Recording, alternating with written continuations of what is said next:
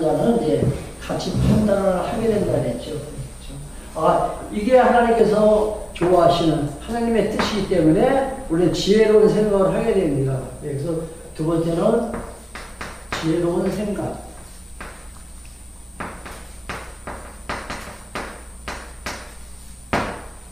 이제 자신에게 주신 그 믿음의 분량을 이제 초과해서, 오버해서 다른 사람의 그 영역을 침범하는 그런 일이 이제 없어야 되겠죠. 그래서 하나님께서 나에게 주신 믿음의 분량만큼 이제 생각하면서 이제 지혜롭게 살아가는 겁니다.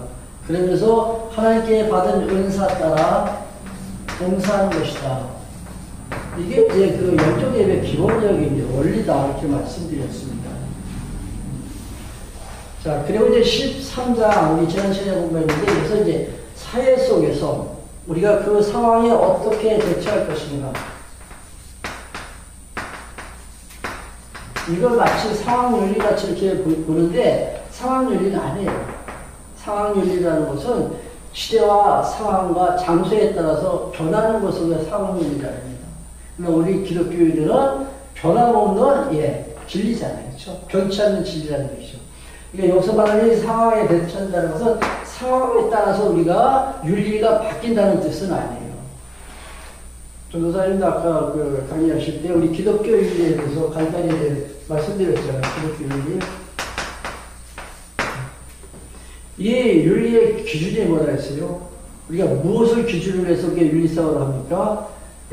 하나님께서 나를 사랑하신 그 사랑에 감격받은 자는 하나님을 사랑하고 또 이웃을 내 몸같이 사랑하게 됩니다. 오늘도 이제 말씀 건데 나오는데 이 사랑의 법이 그리고 성령의 법이 나로 하여금 윤리생활을 가능하게 만들어갑니다. 이게 기독교의 기준이지 윤리가 이렇게 수시로 변하는 게 아니라는 얘기죠. 근데 13장에서는 하나님께서 누구를 세우신다 했습니까? 하나님께서 13장에 세상에 누구라 했어요? 임금이나 왕. 이렇게 뭐라 했죠? 권세자.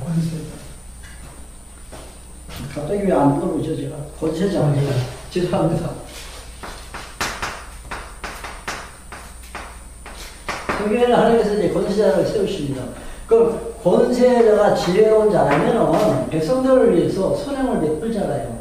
그러니까 우리가 글을 가지고서 선군이다. 그렇게 말하는데 그런 지혜로운 자가 백성들을 다스릴 때는 그 백성들이 편안하게 정말 행복하게 살 수가 있겠지만은 만일 하나님께서 미련한 자, 즉 악행을 일삼는 자 누굽니까? 폭군이죠, 폭군. 폭군을 만약에 세웠다고 가정해 봅시다. 그 백성들이 얼마나 시달리겠어요, 그 밑에서. 고통의 연속일 것이고 늘 스트레스를 받아가면서 살 수밖에 없잖아요. 근데 그게 교회 안에서도 똑같이 당할 수밖에 없다는 얘기죠. 근데 성경에는 분명히 하나님께서 권세자를 세우셨고 하나님께서 또 굴복하라 이렇게 말씀하셨다는 거죠. 굴복하라.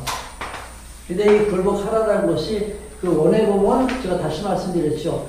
굴복 당할 것이다. 그렇게 말씀드렸잖아요. 그렇죠? 그러니까 하나님께서 권세자를 세우셨고 그 권세자가 나를 다스리기 때문에 너희들은 굴복 당할 수밖에 없다. 그런 말씀을 드렸죠. 이 배경을 지난번에도 제가 말씀드렸죠. 예수님을 십자가에 이제 못 박아 죽일 때 유대 백성들이 그러죠. 예수를 십자가에 못 박으셔서 예수를 죽이라는 얘기죠. 그러니까 저들이 이제 살인자입니다. 그래서 그 죄값을 우리가 받겠다. 지난번에 보니까 이 죄값 할 때 여기다 이렇게 시옷을 붙이더라고요. 맞아요? 시옷, 죄의 값이라는 뜻이죠. 방송에 보니까, 그냥 죄 이렇게 하는 게 아니라 방송에 보니까 우리말 다리는 이렇게 풀어 있잖아요. 그리고 시옷을 붙였다고 하죠. 시옷을 붙여야지. 그게 맞는 거죠? 죄의 값일 때니까. 그러니까 죄값을 시옷을 붙이면 죄의 값이 되니까. 그러니까 그 피의 값을 우리가 받겠다 했습니다. 그러면서 보니까 AD 70년에 예루살렘 성전이 회파됩니다. 그렇죠? 성전이 무너지고 132년부터 135년까지예요. 132년부터. 이건 그 연도는 여러분 기억해 두시면 좋아요.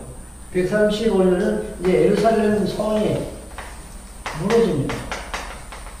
그래서 이스라엘 백성들이 이제 각처로 다 이제 피신하게 되죠. 그 세계 만방에 이제 흩어진 유랑민족이 되어버렸는데, 언제까지? 1948년인가 이스라엘이 이제 독립될 때까지. 그때까지 근 2000년 동안, 1900년 동안 저들이 유랑생활을 하게 되는 거예요. 그러니까 이게 바로 우리가 받겠다는 이 죄값에 대한 하나님의 도움이죠. 아니, 그래서 이걸 아마 염두에 두시고 아마 로마서를 사도 바울이 기록한 것 같아요. 그러니까 권세대를 하나님께서 세우신 이유는 성전을 어떻게 하시려고? 파괴시키려고. 그리고 예루살렘을 다 멸망시켜가지고 이스라엘 백성들을 각처에 다 흩어지게 하시려고. 권세자를 세웠다는 얘기죠. 당시의 권세는 누구예요? 로마 황제죠. 그러면 이스라엘 백성들이 만약에 범죄하다면은 복음이 이스라엘 백성들에게 들어가야 돼요. 그러니까 하나님께서는 복음이 이방에게 이렇게 전해지도록 이스라엘 백성들을 하나님께서 일단은 어떻게 했어요? 보류시키는 거죠.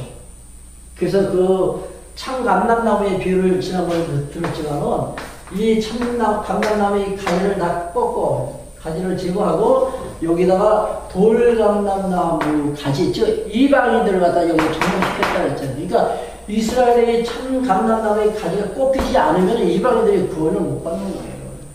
그러니까 이 자리에다가 이방인들을 갖다 접목시키기 위해서 이스라엘 백성들을 다 내쫓았다는 얘기죠.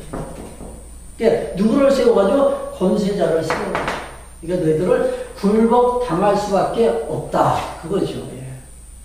그러니까 굴복하라는 것은 우리가 굴복하는 것이 아니라 하나님께서 이와 같은 그 역사 섭리가 하나님의 예정된 프로그램이에요. 그러니까 진행시켜 나갈 때 굴복시키고 이스라엘 백성들로 하여금 당하게끔 하신다는 얘기예요.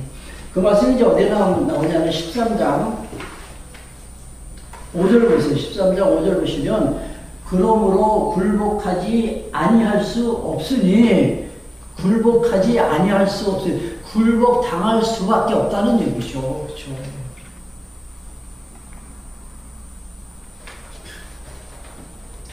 이런 상황에서는 어떻게 대처할 것인가? 굴복당할 수밖에 없으니까 굴복당하라는 얘기죠. 근데 만약에 지금 이 시대에 똑같이 적용을 시켜가지고 하나님께서 대통령 세웠으니까 대통령이 명하시는 대로 따라야 됩니다. 어떻게 할 겁니까? 이 팬데믹 시대에 뭐 예배를 드려야 되나 아니면 드릴 수 없냐 뭐 이런 그 논쟁이 있었잖아요. 그렇죠? 대면 예배, 그러니까 대면 예배를 고집하시는 분들은 왜? 그게 하나님 섬기는 거라고 저들 알고 있기 때문이에요. 또 오늘 이제 말씀에 나옵니다. 근데 우리 같은 경우에는 예배가 꼭 뭐 이렇게 모여서 드리는 거 이것만이 예배가 아니니까 우리는 알잖아요. 그렇죠? 그러니까 꼭 대면 예배를 고집 안 하는 거예요. 그러니까 서로 하나님을 경외하는 방법의 차이죠. 그들도 중심에는 하나님이 계신 거예요. 나름대로 저들도 내가 하나님 사랑하고 하나님 섬긴다고 알고 있다는 거예요.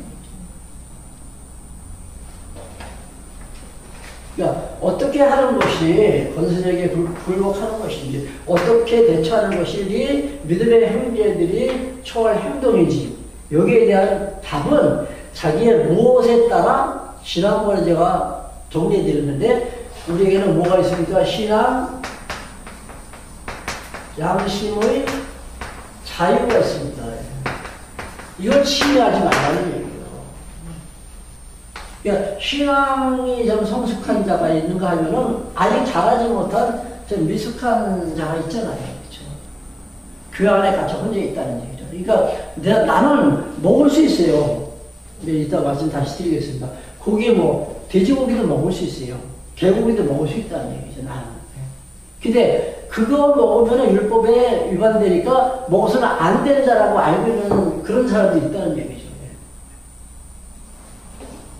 그러니까 각자의 신앙 양심이 있는 거예요. 아까도 얘기했죠. 그들도 하나님 섬기는 거죠. 그런 방법을 통해서. 우리도 역시 이런 방법을 통해서 하나님 섬기는 자신만의 양심이 돼. 이 양심에 따라서 행동하는 거예요. 어떻게 대처한다고요? 이 원리를 꼭 기억하시기 바랍니다. 자, 이제 이어서 오늘 우리 읽은 본문 8절. 피차 사랑의 빛 외에는 아무 빛도 지지 말라. 사랑의 빛 외에는. 그러니까 우리가 갖고 있는 체험가 뭐예요? 사랑의 빛을 우리는 다 갖고 있어요.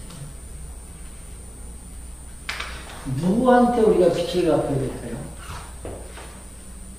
지난번에 한번 그 사도 바울도 그런 얘기를 한 게 있어요. 예. 사랑의 빛을, 나는 사랑의 빛인 자다. 예. 그런 사실, 예수 믿는 자들을 잡아서 옥에 가두던, 예. 예수를 대적자였죠. 예수를 믿는 자들 자화 속에 가둔 그리스도의 대적자였잖아요. 근데 저가 이제 부활하신 예수를 만나고 이제 다시 회개하고, 뭡니까? 이제 그리스도의 하나님의 이제 그 자녀, 또 그리스도의 이제 제자, 복음의 증인자가 되면서부터 이제 그는 이제 나는 빛인 자다 이렇게 이제 생각이 드는 거죠. 근데 오늘 성경 보니까 이제 사랑의 빛 외에는 다른 빛을 지지 마라. 누구한테 우리가 빛을 줬습니까? 이 사람을 누구한테 받았어요? 하나님께 받은 사랑이죠. 하나님께 우리가 사랑을 받았잖아요. 그러니까 만약에 그 사랑의 빛을 갚는다면 누구한테 갚아야 돼 이제? 하나님께 갚아야 돼. 근데 어떤 방법으로 갚으면 잘 갚아질까요? 우리 일단은 채무자예요. 채권자가 하나님이시거든요. 하나님께서 달러 좋아하시니까 우리가 화폐, 예. 화폐 하나님께 드리면 하나님께서 기뻐하실까요? 그건 아니죠. 하나님을 사랑하는데 하나님을 사랑하는 방법이 뭐예요? 이웃을 사랑하는 겁니다.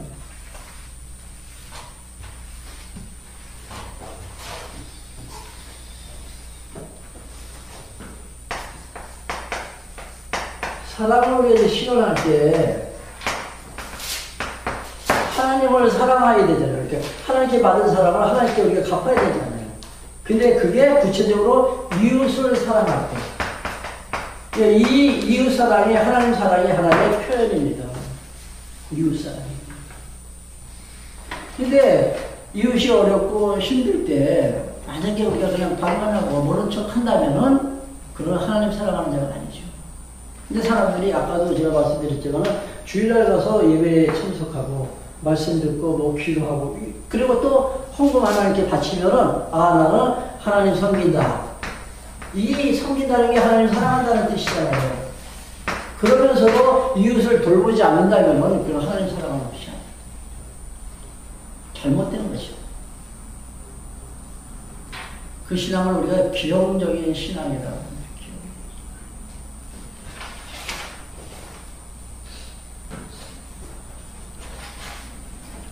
자, 8절 다시 한번 볼게요. 피차 사랑의 빛 외에는 아무에게든지 아무 빛도 지지 말라. 남을 사랑하는 자는 율법을 다 이루었느니라.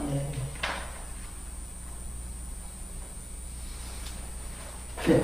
기독교 윤리가 일반적으로 사람들이 율법을 지키는 것이다 그러잖아요. 그렇죠? 그 기준을 일본으로 들어보죠. 물론 우리가 구원은 하나님의 은혜로 믿음으로 받았지만 구원받은 그 이후에는 율법 가운데서도 계명을 지키면서 살아야 된다. 이걸 기독교 윤리를 지금 알고 있습니다. 기준이 계명을 지키는 것. 근데 율법은 누구도 못 지킨다 그랬어요. 율법 지킬 수 있다면 내가 율법 지켜서 구원받지. 예, 우리로는 율법을 지킬 수 없으니까 하나님께서 대신 당신 직접 오셔가지고 율법을 지켜주신 거잖아요. 이 계명 가운데 뭐가 있습니까? 1계명, 2계명 쭉 보면 여기 지금 본문에도 나오잖아요. 탐하지 말라, 도둑질하지 말고, 사기치지 말라, 간음하지 말라 등등 쭉 나옵니다. 그래서 그렇게 살아야 된다는 얘기죠. 그래야 크리스찬이라는 거죠. 신실한 크리스찬이라고 그렇게 말합니다. 그렇게 못 살아요. 내 안에서 내가 제대로 사랑을 못하는데, 전사님은 사모님 많이 사랑하시죠? 제가 가끔 그런 얘기를 해요.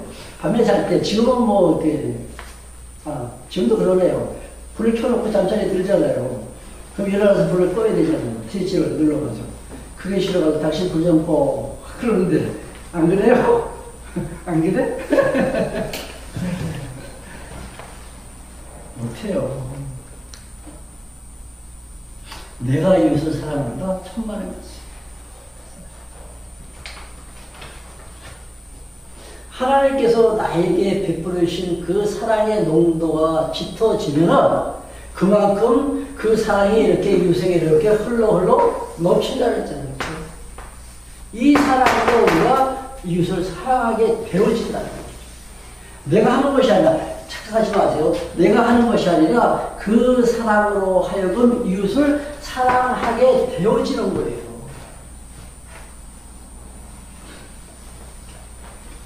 칭의의 보험으로 교회를 양육하신다 했었는데, 그가 성령께서, 복음서는 직접 예수님 당신의 구약의 예언을 갖다 성취하십니다. 근데 사도행전부터 요한계시록까지 거기는 성령의 성취예요. 내가 하는 게 아니에요. 미운 사람이 있는데 어떻게 내가 이 좁은 이 가슴이 어떻게 그를 이해해요?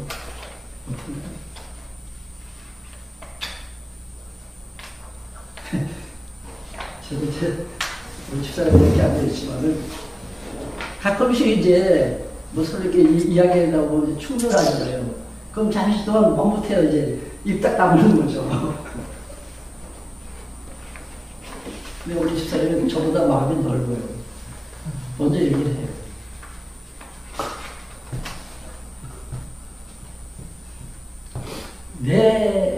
내 생각으로, 내 마음 가지고는 도저히 못합니다. 하나님께서 주시는 그 사랑 가지고. 우리가 이웃을 사랑할 때, 그때 율법은 어떻게 돼요? 율법은 완성되어져 가는 거죠. 그냥 거짓말 안 하게 되고, 내가 이웃을 사랑할 때 이웃에게 해를 끼치기 위해서 내가 사기를 칩니까? 천만의 말씀이죠. 사랑하는 자에게 어떻게, 사랑하는 자에게서 어떻게 도적질을 해요? 말도 안 되는. 그러니까 이 사랑은 율법의 완성이다. 오늘 이렇게 종교를 짓는데 한번 봅시다. 10절. 사랑은 이웃에게 악을 행치 아니하나니 그러므로 사랑은 율법의 완성이다. 하나님께서 나에게 주시는 그 힘으로 이웃을 사랑할 때 율법은 자연스럽게 이루어져 가는 거예요. 그렇죠? 이제는 뭐 우리 율법 지켜야 된다 그런 소리 하지 말자는 얘기죠. 구원은 그리스도의 은혜로 받았지만 그래도 우리가 이제 윤리생활을 할 때는 율법을 지켜가면서 우리가 윤리생활을 해야 된다라는 말을 이제 하지 말자는 얘기죠.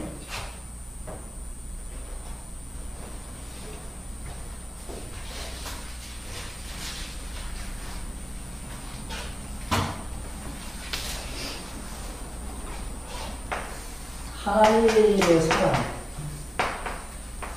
지체자가 있죠. A라는 사람이 있고 B가 있어요. 하나님은 분명히 우리를 사랑하시는데 A도 하나님의 사랑을 받았고 B도 하나님의 사랑을 받았다면 A가 B를, B가 A를 사랑할 수밖에 없어요. 사랑하게 된다는 거죠. 근데 문제는 어디 있습니까? 여기 이제 신경줄이 잠시 단절되어 있어요. 하나님의 그 풍성한 사랑이 나에게 다가오지 않는 그 순간, 그 순간에는 남편이 아내를 미워하고 아내가 남편을 미워하게 돼요. 그러니까 그 은혜가 엄청난 은혜라는 것이 깨달아지는 것만큼 사랑하게 돼요. 근데 나는 하나님의 사랑을 받고 나도 하나님을 사랑한다, 나도 하나님을 사랑한다 하는 사람이 만약에 이웃을 미워한다면 이게 거짓말이에요. 새빨간 거짓말이에요. 그러니까 내가 하나님을 사랑하는 그 순간에는 이웃을 사랑하게 돼요. 뭐 이제 지훈이나 좀 이제 다 이제 컸지만 부부가 서로 이제 싸우고 그러면 자녀 그게 어디를 튀어요? 애들한테 튀잖아요, 그렇죠? 아무 잘못도 없는데 괜히 뭐 자식한테 막 뭐라 그랬죠. 근데 두 사람의 관계가 좀 절대 그렇지 않다는 거죠. 그러니까 우리가 혹시라도 형제를 갖다 만약에 미워하는 순간이 있다면 그때는 그런 생각을 해야 돼요. 하나님이 나를 사랑하듯 하나님께서 나를 사랑하시듯 하나님께서 내 형제도 사랑하신다. 그 생각을 꼭 가지셔야 돼요. 하나님의 자녀는 똑같이 하나님께서 사랑하십니다. 뭐 성경에 보면 요셉을 편애, 그러니까 야곱이 요셉을 편애했다 그러잖아요. 요셉만 사랑했다. 그거 아니에요. 부모는 다 사랑해요. 그래서 뭐 어느 한 손가락 뭐 이렇게 깨물어가지고 아프지 않은 손가락 없다 그러잖아요. 내가 느끼지 못할 뿐이죠. 그러니까 내가 이웃을 미워하는 그 마음이 생길 때는 하나님께서는 저도 사랑하시는구나. 하나님께서 내 친구도 내 형제도 하나님은 사랑하신다는 것을 꼭 기억하시라는 얘기죠. 그럼 뭐가 사라져요? 이 미움이 자연스럽게 사라집니다. 병원이 지훈이를 혹시 미워할 때 있죠? 지훈이도 형 미워할 때 있죠? 그렇죠? 그때는 내 엄마 아빠는 병훈이를 내 형을 사랑해. 내 엄마 아빠는 내 아우를 사랑해. 이 생각을 가지라는 얘기죠.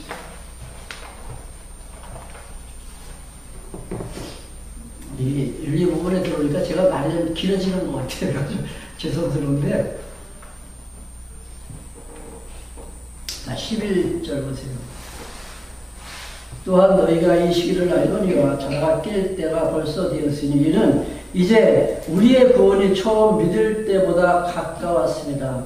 밤이 깊고 낮이 가까웠으니 그러므로 우리가 어둠의 일을 벗고 빛의 갑옷을 입자. 제가 이 밤이 깊고 낮이 가까웠다는 이 말이 조금 다가오지 않더라고요. 그래가지고 이제 당연히 목사님 강론집도 보고 이래서 보니까 거기 그러니까 이방 유대인의 시대가 이제 끝나가고 이방인 시대가 이제 열린다 이렇게 뭐 해석을 하셨는데 글쎄 좋아요. 그때 어떻게 해석하는지 좋은데 그거보다 더 중요한 것은 이제 어둠의 생각을 버리자는 얘기죠. 원래 이제 말씀 보면은 12절 밤이 깊었다. 그러니까 이제 어둠의 일을 버리고 갑옷을 입자. 이건 어둠이죠. 근데 이제 다시 빛의 세계로 나와서 이제 갑옷을 입자. 이게 무슨 말이냐. 이 어둠의 세력, 또 이 밤의 생각은 그 다음에 쭉 계속해서 나옵니다. 13절. 낮에와 같이 단정히 행하고 방탕술취함, 음란호색, 쟁투시기 이게 다 그 어둠의 생각들이에요. 오직 주 예수 그리스도로 옷 입고 정욕을 위하여 육신의 일을 범하지 말라. 육신의 일. 이게 육체의 소욕이죠. 그렇죠? 육체의 소욕. 그런 갑옷을 입는다는 것은 의의 옷으로 우리가 다시 단장하고 그 이제는 어떻게? 성령께서 원하시는 성령의 소원 따라. 이게 성령의 음성에 우리가 항상 민감해야 돼요. 작은 소리에도 우리가 귀를 기울이고 즉각 반응을 해야 된다는 얘기죠. 성령께서 항상 나에게 그 성령의 음성을 들려주세요. 근데 우리가 그걸 무시하고 어떤 때는 내가 의도적으로 피하려고 그러죠. 그러니까 이웃을 사랑하는 그 어떤 그 환경에서 자꾸만 나는 도망가려고 한다는 얘기죠. 성령의 음성은 들리죠. 너 이웃을 사랑해야 돼. 사랑해야 돼. 이렇게 말하는데도 우리 자꾸 그 자리를 모면해가지고 벗어나려고 해요. 그러니까 성령의 음성에 우리가 민감한 반응을 보이면서 사는 것이 바로 의의 갑옷으로 무장하는 겁니다. 로마서 공부하면서 성령의 소욕과 그 다음에 육체의 소욕에 대해서 제가 말씀드리고 있어요. 그렇죠? 14장은 이제 조금 문장을 조금 달리 합니다.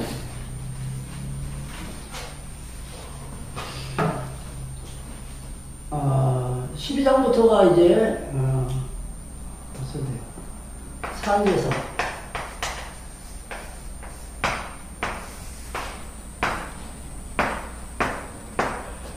12장, 13장, 14장, 15장, 16장 이렇게 되잖아요. 16장까지. 12장까지는 이제 은사 실행이라고 했죠. 은사 실행. 그러니까 각자에게 하나님께서 주신 은사가 다 있는데 그 은사 가지고 봉사하는 겁니다. 근데 여기서도 꼭 기억하실 것은 이 은사는 사람으로 연결시켜야 된다고 했죠. 사람으로. 꼭 잊지 마세요. 그 13장에서는 상황에 대처하는 그 방법. 여기 대해서 있고, 14장에 넘어가면 이제 약자를 보호하자. 여기서 말하는 약자는 신앙적으로 이제 아직까지 자라지 못한 미숙한 자. 그리고 물론 이제 그 삶의 지금 어려움 속에서 고통받고 있는 그런 자도 약자로 우리가 볼 수 있지만은, 이 14장에 보니까, 미숙한 자. 신앙적으로 미숙한 자와 좀 이제 성숙한 자가 이렇게 있습니다. 교회 안에는 다 똑같을 수가 없잖아요. 그렇죠? 세례 입문한 자들은 아직까지 자라지 못했을 것이고, 그 신앙의 경륜이 좀 오래 쌓이면은 그나마 그래도 성숙하게 지금 신앙생활을 할 수가 있는데, 이 성숙한 자가 미숙한 자를 갖다가 얕보지 말아요. 그리고 이 미숙할지라도 저들이 지금 아는 것이 뭐냐면은 율법에서는 저들은 해방됐어요. 이 성숙한 자들을 보면 거의 다 유대인들이에요. 그러니까 율법에서 해방된 사람들은 이제는 율법 지키는 거 아니다. 그러니까 안식일 지키는 것도 아니고 또 고기도 먹어도 된다는 얘기죠. 그 레위기에 보면은 그 굽이 갈라지지 않은 짐승. 돼지 같은, 손은 이 발굽이 갈라졌습니다. 근데 돼지 같은 건 안 갈라졌잖아요. 그 물고기도 비늘이 있는 물고기는 먹되 비늘이 없는 물고기는 먹지 말라 했어요. 그 뱀장어 같은 거죠. 먹지 말라. 근데 그게 다 지금 그 율법 시대 때 적용되는 그런 말씀인데 그걸 복음 시대까지 그걸 갖다 지금 적용을 시키라는 게 문제가 조금 발생하는 거죠. 베드로가 선민의식이 굉장히 강한 사람이에요, 베드로가. 근데 하나님께서 베드로를 이방 지역에 가서 복음을 전거하라고 하되, 전에 그 지역이 어디죠? 가이사라는 어디죠? 그래서 복음을 전거하기 위해서 그때 갔을 때, 하늘에서 이렇게 보자기가 이렇게 내려오죠. 그러니까 이제 음식을 담은 이제 바구니입니다. 그런데 그 속에 보니까 먹어서는 안 돼. 율법에서 금기한 그런 음식들이 가득 차 있는 거예요. 그러니까 하나님의 음성을 들으면서 나 못 먹겠다. 그러니까 하나님께서 뭐라고 말씀하시냐면은 내가 깨끗하게 한 것을, 내가 선하다고 한 것을 내가 악하다고 하느냐 하면서 지고 먹으라 하죠. 율법 시대는 다 그걸 해결이 됐기 때문에 먹어도 상관없어요. 근데 이 미숙한 신앙이라 할지라도 율법에 대해서는 해방됐기 때문에 저들은 먹는다는 얘기죠. 그러니까 우상을 섬긴 그 재물도 먹어서는 안 돼요. 근데 그것도 막 먹는 거예요. 돼지고기도 막 먹고. 그러니까 우리는 먹을 수 있다는 얘기예요. 우리는 먹을 수 있다. 그러니까 그들 입장에서 유대인들을 보면 어떤 생각을 하겠어요? 너희들은 바보스럽다는 얘기죠. 쉽게 얘기해요. 그러니까 없인 여기지 말라는 얘기예요. 그리고 이 유대인들은 먹는다고 해서 그들을 판단하지 말라는 얘기예요. 14장에 보면 이제 판단하지 말고 없인 여기지 말라 이렇게 나옵니다. 그런 내용이 이제 쭉 나오는데 한번 읽어볼게요. 14장 1절 믿음이 연약한 자를 너희가 갖되 그의 의심하는 바를 비판하지 말라. 어떤 사람은 모든 것을 먹을 만한 믿음이 있고 연약한 자는 채소를 먹느니라. 그러니까 여기서 연약한 자, 아까 제가 이제 연약한 자를 이제 아직 미숙한 자라 했는데 지금 이 2절에서 보면 누가 연약한 자예요? 유대인이죠. 유대인들은 고기는 먹지 못하니까 채소만 지금 먹고 있는 거예요. 그러니까 이 연약한 자가 유대인, 이방인이고, 그다음에 성숙한 자가 유대인이고, 이걸 이대로 똑같이 이렇게 적용을 시키지 마세요. 3절, 먹는 자는 먹지 않는 자를 없인 여기지 말고, 먹지 못하는 자는 먹는 자를 판단하지 말라. 이는 하나님이 저를 다 받으셨다. 4절입니다. 남의 하인을 판단하는 너는 누구냐? 왜 남의 하인을 판단합니까? 자기가 부리는 그 자기 집의 하인이나 잘 관리를 해야지 왜 남의 집에 가가지고 남의 집에서 일하고 있는 그 하인이 너 왜 일을 그렇게 이야기하지 말라는 얘기예요. 그건 내 영역이 아니고 내가 주관할 바가 아니라는 얘기죠. 그러면서 4절 남의 하인을 판단하는 너는 누구냐? 그 섰는 것이나 넘어지는 것이 제 주인에게 있다. 그가 잘하든 잘못하든 그것은 주인이 판단할 것이라네요. 주인이. 또 넘어지게 하고 또 일어서는 것도 그 주인에 달려있다는 말이에요. 계속 한번 읽어보세요. 저가 세움을 받으려니 이는 저를 세우시는 권능이 주께 있습니다. 자, 이 먹을 수 있는 그러니까 그 율법에서 금기된 그 음식을 먹을 수 있는 것도 하나님께서 세우셨기 때문에 먹을 수 있다는 얘기죠. 먹지 못하는 것도 하나님께서 먹지 못하게 하셨으니까 먹지 못한다는 얘기예요. 그러니까 지금 주관자는 하나님이에요. 만약에 여기서 판단하고 만약에 어리석더라고 이렇게 비난하고 한다면은 주관자 되시는 하나님에 대한 그거는 비난이에요. 하나님께서 하시는 일을 그걸 지금 판단하니까 하나님께 대한 지금 도전이죠. 그렇게 하지 마요. 왜? 하나님께서 하시는 거예요.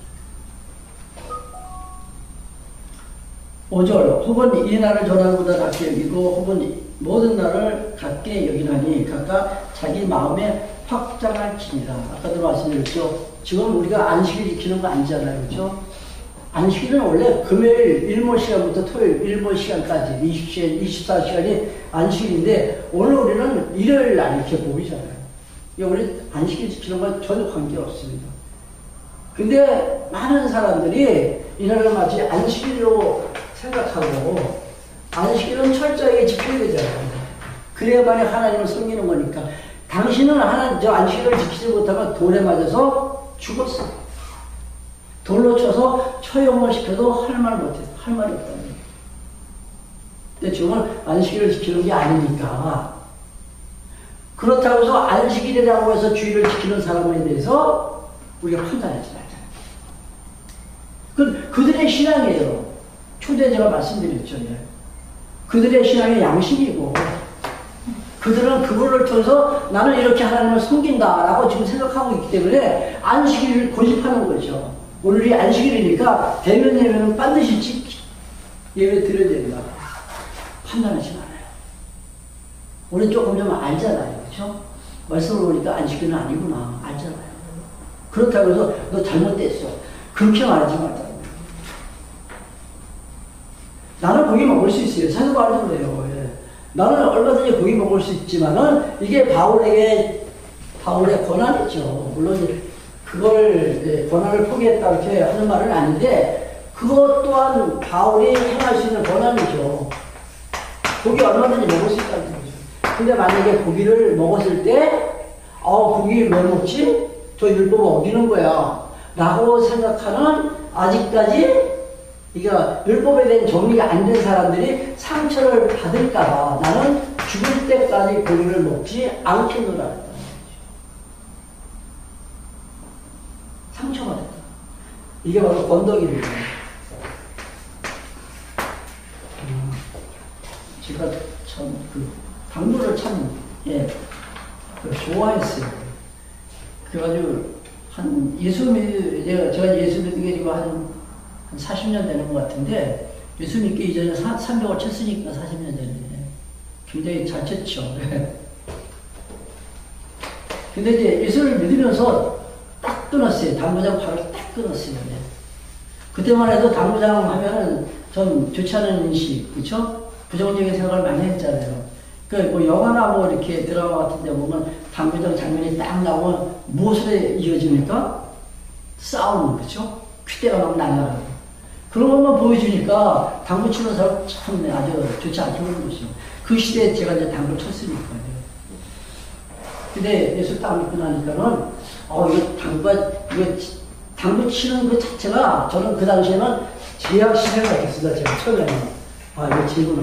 그래서 사실 제가 당구를 안 쳤는데, 나중에 보니까는 내가 당구장에 갔을 때, 만약에 그 사람들이 저를 보고서, 저 집사님, 저 권사님, 있음 있는 사람인데, 당구 쳐? 이런 말이 이제 돌까봐, 그 다음부터 제가 아주 의도적으로 안 갔죠. 한 30년 동안 거의 안 갔어요. 그게 바로 상처받을까봐. 내 주위에 있는 사람이, 믿음의 연약한 자가, 나 때문에 상처받을까봐. 그걸 내가 절제하는 거죠, 쉽게.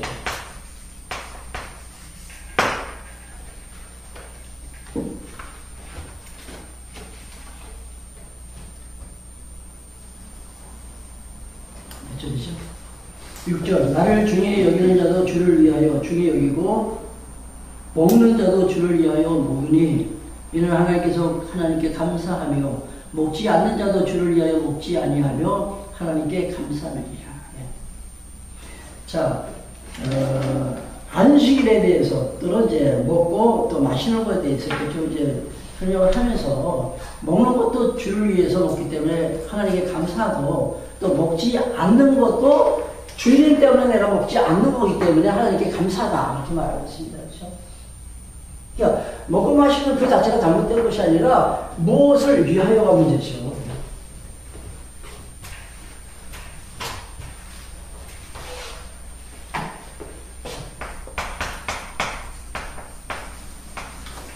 제가 군교에 있을 때, 오늘 지휘관들 이렇게 모였을 때 이제 참석할 때가 있습니다. 그럼 이제 술잔 이렇게 돌아가면서 이제 위하여 건배합시다 이랬잖아요. 우리 크리스찬들은 뭐라고 얘기해요? 그걸 어떻게 하면 좋겠습니까?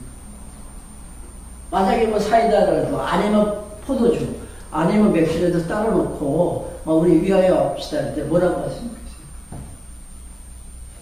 회의죠, 우리도. 그렇죠? 위하여. 주를 위하여 한마디 하세요. 주를 위하여. 먹는 것도 주를 위하여, 마시는 것도 주를 위하여, 또 먹지 않는 것도 주를 위하여. 모두가 다 주를 위하여.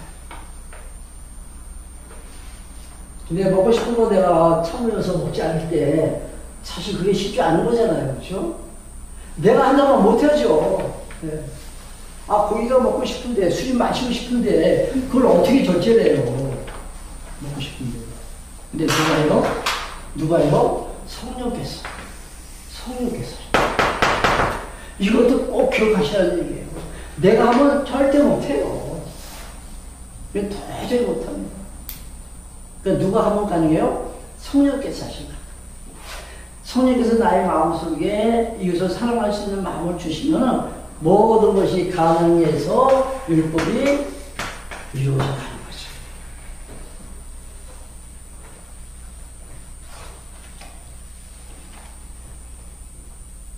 7절. 우리 중에 누구든지 자기를 위하여 사는 자가 없고 자기를 위하여 죽는 자도 없도다. 우리가 살아도 주를 위하여 살고 죽어도 주를 위하여 죽나니 그러므로 사나 죽으나 우리가 주의 것이로다.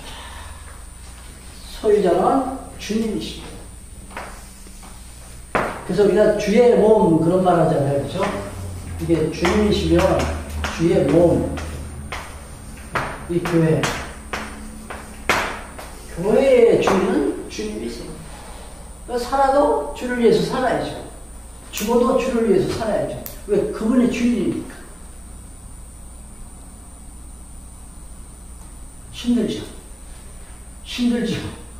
어떻게 그렇게 살아? 내 배도 좀 채워야지, 그죠? 내 호흡을도 좀 채워야지. 어떻게 주님을 해서? 근데 성령께서 하시면 가능하다는 얘기예요. 또 기억하세요. 제가 하라고 말씀드리는 거 아니에요. 저는 이렇게 강론하면서 당신이 이렇게 살아야 된다. 이렇게 살아야 된다. 이런 말 거의 안 해요. 아마 한 번도 안 할지도 몰라요.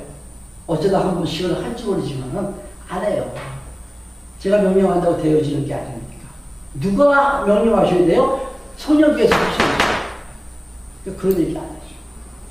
교회가 좀 지저분을 하니까 우리 집사님 청소 좀 합시다. 이 얘기도 안 하잖아요, 제가. 근데 허 집사님이 청소하자고 이렇게 모이시더라고요. 성령께서 시키시죠.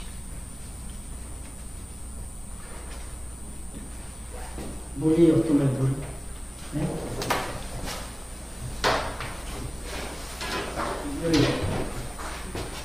됐어.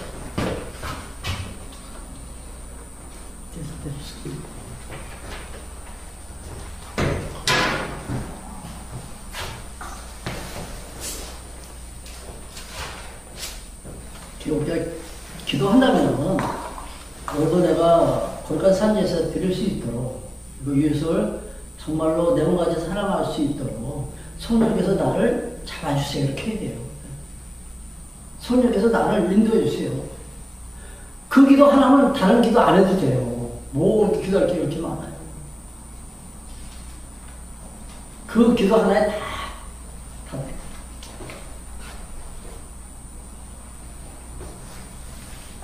구절. 이를 위하여 그리스도께서 죽었다가 다시 살아나셨으니 곧 죽은 자와 산 자의 주가 되려 하시리라. 내가 어찌하여 내 형제를 판단하느냐, 어찌하여 내 형제를 업신여기느냐. 우리가 다 하나님의 심판대 앞에 서리라. 여기 오늘 나오는 그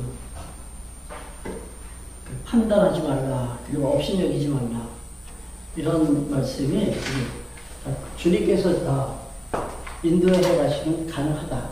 예. 그 말씀을 다시 한번 드립니다. 기록되었으되 주께서 가라사대 내가 살았노니 모든 무릎이 내게 꿇을 것이요 모든 혀가 하나님께 자백하리라 하였느니라. 이러므로 우리 각인이 자기를 하나님께 직고하리라. 자기 일에 충성하자는 얘기겠죠. 자기 일. 기도합시다.